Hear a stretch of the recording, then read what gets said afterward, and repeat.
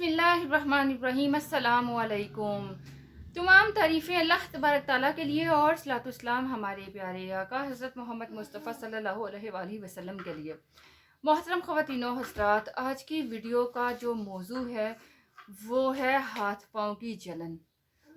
हाथों की तलियाँ जलती हों, पाँव के तलवे जलते हों, इसकी वजूहात, इसकी अलामात और इसका इलाज आप लोगों के साथ शेयर करना चाहती हूँ। तो आइए वीडियो का आगाज़ करते हैं। सबसे पहले बात कर लेते हैं हाथ और पाँव के जलने की वजूहात क्या हो सकती हैं।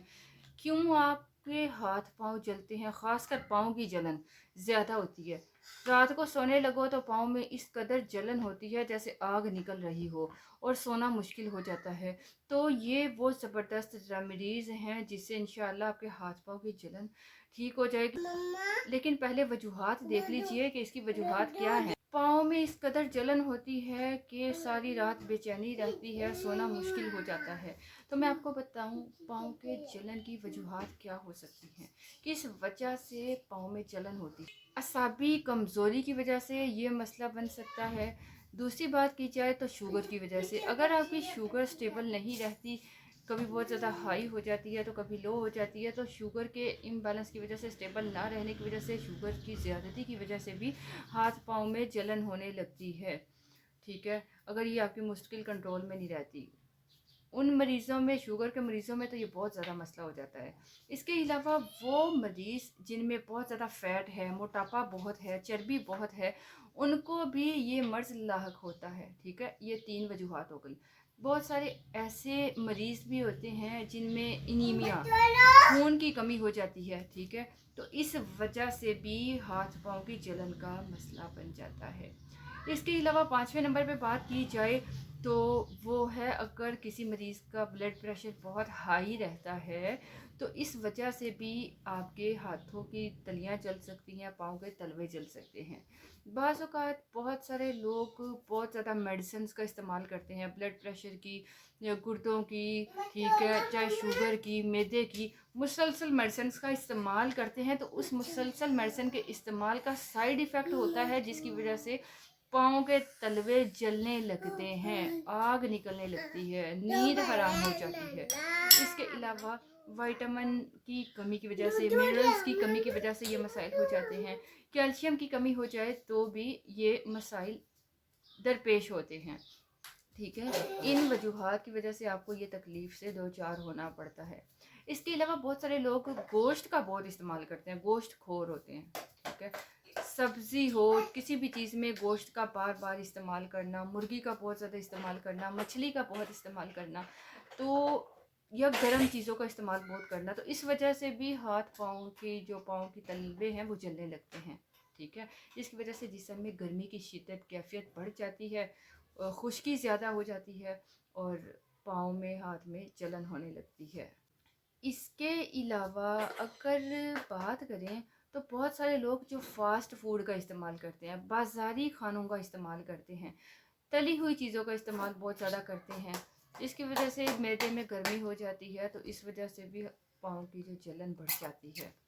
वो लोग जो मैदे की बनी चीज़ों का बहुत इस्तेमाल करते हैं, ऐसी चीज़ें जिसमें कॉफ़ी हो गई, ठीक है, या वो आप अशिया कह लो जैसे ताकत वाली चीज़ें हो गई, उसका इस्तेमाल जिसमें आयरन बहुत ज़्यादा होता है, तो इन चीज़ों को इस्तेमाल करने से भी ये मसाइल पैदा हो जाते हैं, क्योंकि इन चीज़ों को एक लिमिट में इस्तेमाल करना चाहिए।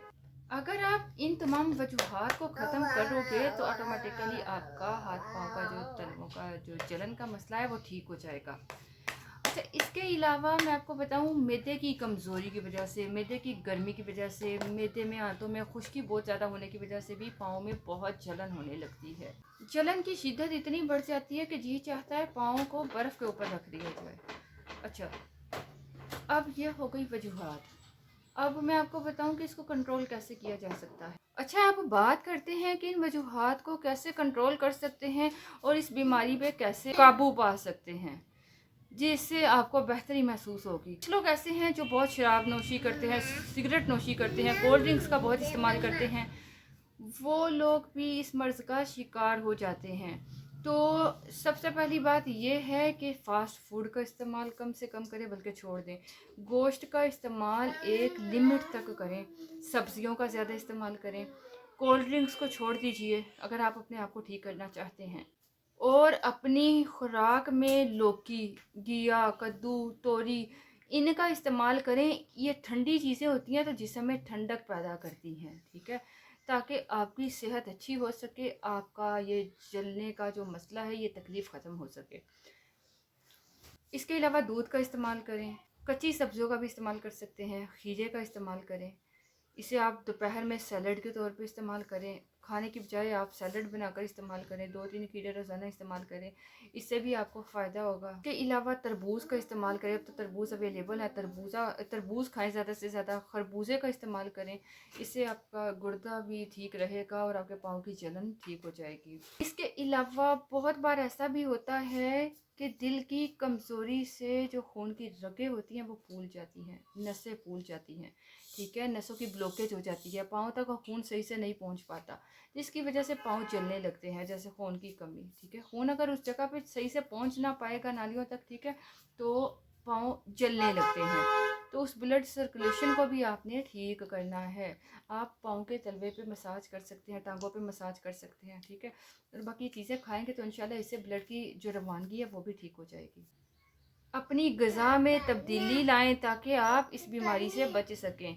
इसके साथ साथ आपको कोशिश करनी है कि आप एक्सरसाइज करें, थोड़ा पैदल चलें, क्योंकि इस तकलीफ़ की वजह से चलना फिरना बहुत कम हो जाता है। तो थोड़ा चलने फिरे ताकि जो खून की रवानगी में बेहतरी आनी शुरू हो। थोड़ा सैर किया करें, रात को खाना खाने के बाद लाजमी थोड़ी सैर किया करें।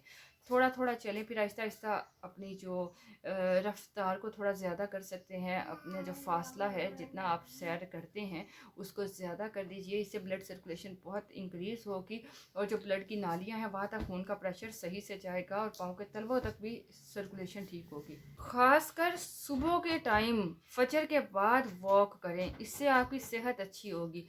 दिन टाइम या रात को थोड़ा गर्दो गुबार होता है तो सही से ऑक्सीजन नहीं मिल पाती, तो सुबह नहार मुँह अगर आप एक्सरसाइज करते हो, सैर करते हो तो बहुत ज़बरदस्त रिज़ल्ट मिलेगा। जैसे सब्जियों का मैंने बताया, खीरे का इस्तेमाल कर ले, फ्रूट में तरबूज खरबूजे का इस्तेमाल कर लीजिए, ठीक है। आड़ू आएगा, आड़ू लोकार्ड इस्तेमाल करें, इससे आपको काफ़ी फ़ायदा होगा। अच्छा, अगर मैं आपको घरेलू रेमेडी की बात करूं तो एप्पल साइडर विनीगर, सेब का सिरका बहुत फ़ायदेमंद होता है। तो आप सेब का सिरका लाएं, आप तकरीबन इतना पानी ले लो किसी टब वगैरह में जिसमें आप अपने पाँव को डिबो सको, सोक कर सको।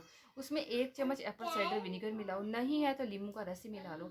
15-20 मिनट तक आप टीवी देख रहे हो, मोबाइल यूज़ कर रहे हो, कुछ भी कर रहे हो, बेड पे बैठे हो, तो अपने पाँव को 15-20 मिनट के लिए उस पानी में भिगो कर रख दो। इंशाल्लाह इसके इस्तेमाल से भी आपके पाँव की जलन का मसला ठीक हो जाएगा। आप रात को ज़रा सुकून से सो पाओगे, ठीक है। ठंडा पानी नहीं लेना, नॉर्मल पानी का इस्तेमाल करना है। ये नहीं कर सकते तो दूसरी रेमेडी देखिए, आपको चाहिए होगा सरसों का तेल। पाँव को अच्छी तरह से आप साफ़ कर लीजिएगा, ऐसे जैसे पानी में भिगो कर। तो आप सरसों का तेल ले लें, थोड़ा सा लेना, थोड़ा ले लें, एक ही बार बनाकर रखना चाहते हैं तो ज़रा ज़्यादा ले सकते हो, ठीक है। सरसों का तेल लें, उसमें आपको आइस क्यूब्स, बर्फ़ जो होती है उसको तेल में खर्ल कर लें। आइस क्यूब को तेल में अच्छी तरह से आपने उसको खर्ल कर लेना है। ये बहुत ज़बरदस्त मक्खन टाइप बन जाएगा। इसे अगर आप जिस्म पे खारिश है, दाने हैं, गर्मी दाने जो हो जाते हैं ना, इस तेल को उस हिस्सों पे लगाओगे ना, सुकून मिल जाएगा, ठंडक मिल जाएगी। जैसे आप प्रिकली वगैरह पाउडर का इस्तेमाल करते हो ना, वो ठंडक पैदा करते हैं, सुकून मिल जाता है, वैसे ही ये सरसों के तेल में बर्फ़ को रगड़ना, अच्छी तरह इतना रगड़ना कि तेल मक्खन की शक्ल में आ जाए। तो ये ज़बरदस्त ज़बरदस्त नुस्खा है जो आपकी पाँव की जलन को अगर आपके कमर पे दाने हैं, गर्मी दाने हैं, जो भी मसाइल है उस पर ये तेल की मसाज कर लेते हो तो आपको सुकून मिल जाएगा। इसकी बजाय कि आप बाज़ार से क्रीमें लेके आ रहे हो ठंडक के लिए, ठीक है। तो आप इसको यूज़ करें, ये ज़बरदस्त क्रीम आपको बहुत फ़ायदा देगी, कोई नुकसान। इस क्रीम से आप हाथों पे, पाँव पे, हाथों पे भी मसाज कर सकते हो, ठीक है। ठंडा ठंडा इसको मसाज कीजिएगा, ये नहीं कि आप कहो ये गर्म होले फिर करेंगे। इससे आपके पाँव की नसों पे जो ब्लड सर्कुलेशन है वो भी अच्छी होगी, ठीक है, और रिलैक्स हो जाएंगी जो आपकी नसें हैं, तो आपकी जलन बिल्कुल ठीक हो जाएगी। आजमा कर देखिएगा, इंशाल्लाह आपको बहुत फ़ायदा होगा। इसे कम से कम 5-7 मिनट लगा लें, ठीक है। इस तेल को रोज़ाना भी थोड़ा थोड़ा बना सकते हो। एक आइस क्यूब ली और तेल में उसको थोड़ा सा रगड़ लिया, अच्छी तरह उसका क्रीम बनाई और लगा लिया। और रोज़ाना भी आप नहीं तो इकट्ठा भी बना के रख सकते हो, इस ऑयल को यूज़ करते रहो। बहुत फ़ायदेमंद रेमेडी है, यकीन मानिए, आजमा कर देखिए, फ़ायदा होगा। इसके साथ साथ अपनी खुराक को चेंज करें, अपनी खुराक को चेंज करेंगे, लाइफस्टाइल को चेंज करेंगे तो आपके ये मसाइल बिल्कुल ठीक हो जाएंगे। लौकी का ज़्यादा से ज़्यादा इस्तेमाल करें।